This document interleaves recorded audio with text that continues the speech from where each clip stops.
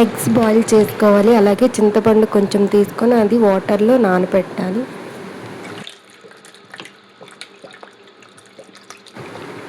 పాలకూర బాగా కడిగి పెట్టుకోవాలి. అలాగే ఒక ప్యాన్లో ఆయిల్ వేయాలి. ఉల్లిగడ్డ, పచ్చిమిర్చి ఒక 10,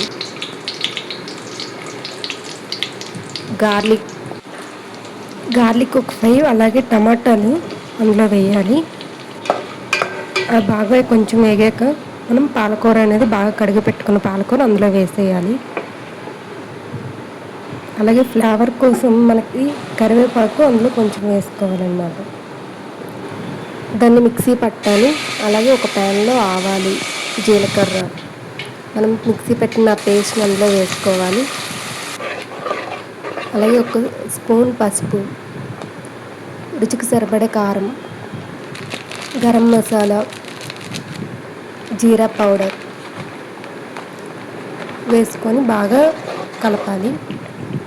అలాగే చింతపండు నానబెట్టుకున్న దాన్ని ఒకసారి మంచిగా మగ్గించాలి దాంట్లో వేసి. అలాగే అందులో రుచికి సరిపడే సాల్ట్ వేసుకోవాలి. ఒక ప్యాన్లో గుడ్లు వేసి అందులో కొంచెం పసుపు వేసి బాగా పట్టించి కొంచెం ఆయిల్ వేసి బాగా వేయించుకోవాలి. ఇందులో మనం బాగా మరిగించి ఆ ఎగ్స్ అనేవి అందులో వేసుకోవాలి. అంతేనండి, మంచిగా మగ్గాక స్టవ్ దించేయడమే.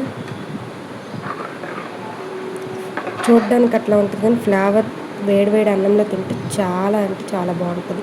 అలాగే హెల్త్కి కూడా చాలా మంచిది. Please subscribe my channel.